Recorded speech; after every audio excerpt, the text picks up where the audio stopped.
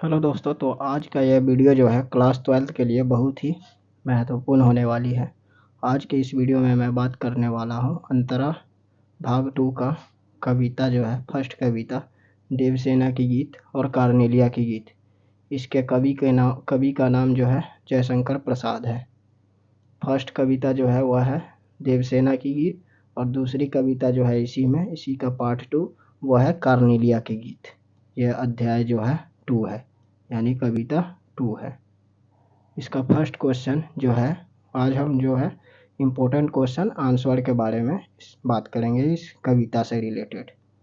मैंने भ्रमवश जीवन संचित, यानी भ्रमवश जीवन जो संचित किया था कवि, उनको मधुकरियों की भीख लुटाई। इसका मतलब क्या है, इसको स्पष्ट करना है। उत्तर जो है, देवसेना सकंदगुप्त को पाना चाहती थी। देवसेना एक स्त्री है, वो जो है वो सकंदगुप्त को पाना चाहती थी, उससे शादी करना चाहती थी।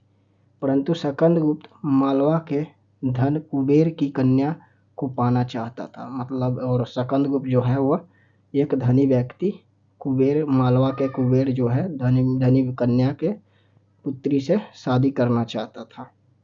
ऐसे में देवसेना सोचती थी कि वो अपने जीवन में एकत्र सारी पूंजी भ्रम के कारण लुटा दी है। ऐसे में जो है देवसेना सोचती थी कि वो अपने जीवन में जो भी कुछ पैसा इकट्ठा करती थी वो भ्रम संशय के कारण वो सब खत्म कर रही है। वह कुछ भी बना नहीं पाई और इस भूल पर वह बहुत पछताती थी और वह कुछ भी नहीं इकट्ठा कर पाई और इसके कारण जो है वह इस भूल के कारण बहुत पछताने लगी थी। इसी का क्वेश्चन 2 है जो कि इम्पोर्टेंट है। ये सब क्वेश्चन जो है एनसीईआरटी से लिया है मैंने और इसको इजी लैंग्वेज में लिख करके आप सबके सामने प्रेजेंट किया है ताकि आपको अच्छे से समझ आए और आप अच्छे से पेपर में लिख पाए। दूसरा क्वेश्चन आ जाता है, कवि ने आशा की बावली क्यों कहा है। मतलब कवि ने जो है आशा के कारण बावली क्यों हो गई है, इसके बारे में क्या कहा है और क्यों कहा है। कवि ने आशा को बावली इसलिए कहा है क्योंकि व्यक्ति आशा के कारण झूठे सपने देखता है, भले ही उसे सफलता मिले या ना मिले, इस धुन में वह व्यक्ति बावले जैसा हो जाता है। मतलब कवि कह रहा है कि व्यक्ति जो है आशा के चक्कर में वह बावले जैसा हो जाता है और इस कारण आशा के कारण वह झूठे झूठे सपने देखता है, भले ही उस सपने को देखकर सफलता मिले या ना मिले, इस कारण वह व्यक्ति जो है बावले जैसा हो जाता है। क्वेश्चन नंबर 5 इसी में आता है, देवसेना की हार व निराशा के क्या कारण थे, इसको स्पष्ट कीजिए। इसका उत्तर है, देवसेना की हार व निराशा के कारण निम्न कारण है। ये लिखेंगे तो आप टीचर को अच्छे मार्क्स के लिए इम्प्रेस कर सकते हैं। इसका फर्स्ट पॉइंट जो है, हुनों के आक्रमण के कारण उसके भाई और उसके परिवार के अन्य सदस्य मारे गए, वह अकेली बच गई। कौन? देवसेना। जो उसके भारी हुनों के आक्रमण के कारण जो है उसके भाई और उसके परिवार जो है सारे मारे गए और वह अकेली बच गई। कौन? देवसेना। वह अपने भाई के सपनों को पूरा करना चाहती थी पर वह कर नहीं पाई और इसी कारण वह अपने भाई के सपनों को भी पूरा नहीं कर पाई क्योंकि उसके भाई मर गए थे। फिर तीसरा पॉइंट आ जाता है, वह सकंदगुप्त को पाना चाहती परंतु धनी कन्या से विवाह करना चाहता था, इसलिए देवसेना निराश थी। देवसेना जो है सकंदगुप्त से शादी करना चाहती परंतु सकंदगुप्त जो है एक धनी कन्या की पुत्री से विवाह करना चाहता था, इसलिए जो है देवसेना निराश थी। इसी का फोर्थ पॉइंट आ जाता है, देवसेना को आश्रम में गाकर भीख मांगनी पड़ती थी। यानी देवसेना जो है आश्रम में गाना गा करके, गीत गा करके भीख मांगती थी, उसी से अपना खर्चा चलाती थी। इसी का दूसरा कविता आ जाता है कार्नेलिया की गीत। ये दूसरा कविता है कार्नेलिया की गीत, इसके चंद्रगुप्त है। क्वेश्चन नंबर फर्स्ट आ जाता है, ये सब इम्पोर्टेंट क्वेश्चन है। कार्नेलिया की गीत कविता में भारत की किन विशेषताओं की ओर संकेत करता है। यानी कार्नेलिया के गीत जो है इस कविता में जो है भारत की कौन कौन सी विशेषताएं, किस प्रकार की विशेषताओं की ओर के बारे में बताता है। इसका उत्तर आ जाता है, कविता में प्रसाद प्रसाद ने भारत की निम्न विशेषताओं की ओर संकेत किया है।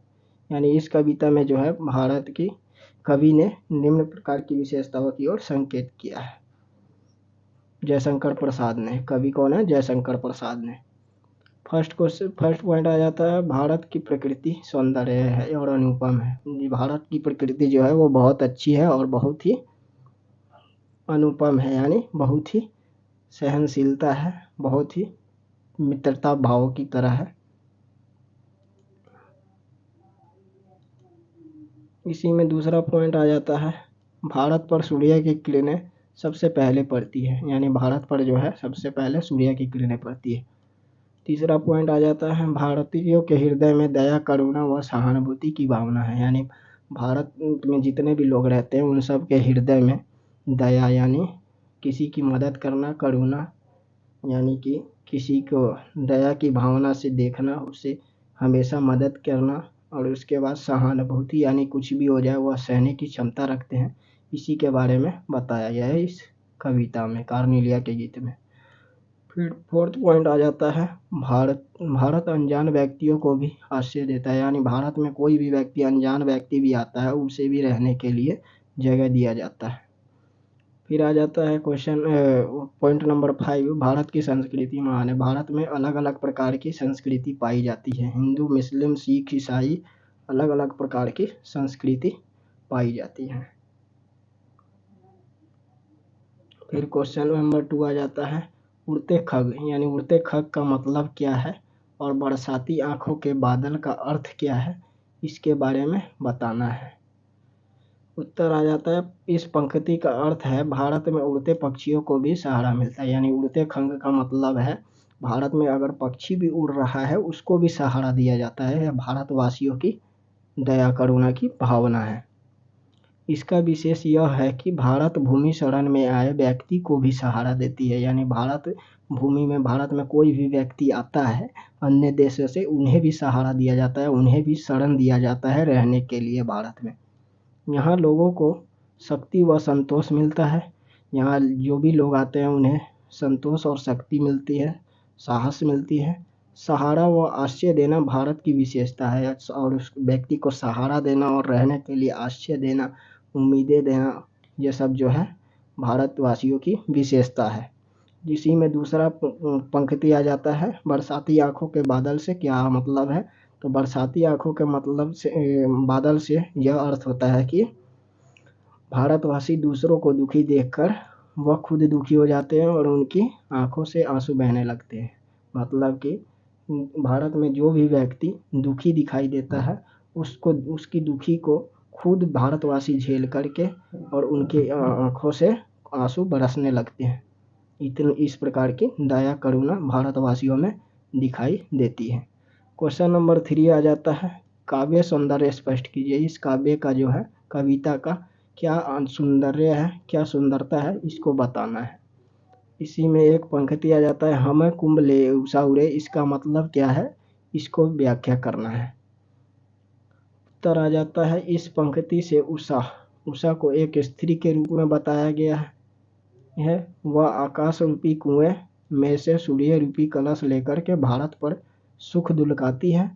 उस समय लोगों पर रात की मस्ती होती है और तारे नींद उड़ रहे होते हैं। इसका मतलब यह है कि उषा को जो है एक स्त्री के रूप में बताया गया है, जो कि एक आकाश रूपी कुएं लेकर के सूर्य के ऊपर जल ढारती है, यानी सुख दुलकालती है, और उस समय जो है लोगों पर रात की मस्ती होती है और तारे नींद में उड़ रहे होते हैं। पंक्ति में मानवीय अलंकार है। आपसे पूछा जा सकता है कि इस पंक्ति में जो है कौन सा अलंकार है, तो आप बताइएगा मानवीय अलंकार है। भाषा सरल व सहज है। उषा व तारे का मानवीयकरण किया गया है। पंक्ति में संगीतात्मक का प्रयोग किया गया है, यानी नाच गाना संगीत का प्रयोग किया गया है। शब्दों का चयन सुंदर किया गया है। इस पंक्ति में जो है शब्दों का चयन सुंदर किया गया है। फिर आ जाता है क्वेश्चन नंबर 4, जहाँ पहुँच अनजान क्षितिज को मिलता एक सहारा, आशय स्पष्ट कीजिए। इसका मतलब यह है कि भारत में जो भी व्यक्ति आता है उस सब को सहारा दिया जाता है। इसका मतलब क्या है, इसका आशय क्या है, उसको हमें व्याख्या करना है। उत्तर आ जाता है, कवि के अनुसार भारत में अनजान लोगों को भी सहारा मिलता है। मदद करना भारतीयों की विशेषता है, यानी प्राकृतिक रूप से भारतीयों के अंदर यह विशेषता पाया जाता है कि भारत में अनजान लोग भी आते हैं, उन्हें भी सहारा दिया जाता है और उन्हें भी मदद किया जाता है। फिर इसका क्वेश्चन नंबर लास्ट 5 आ जाता है। ये सब जो है इम्पोर्टेंट क्वेश्चन है। कविता में व्यक्त यानी कविता में दिए गए प्राकृतिक चित्रों को अपने शब्दों में लिखें, यानी इस कविता में जो भी प्रकृति चित्र दिए हुए हैं इस सब के बारे में अपने शब्दों में लिखना है।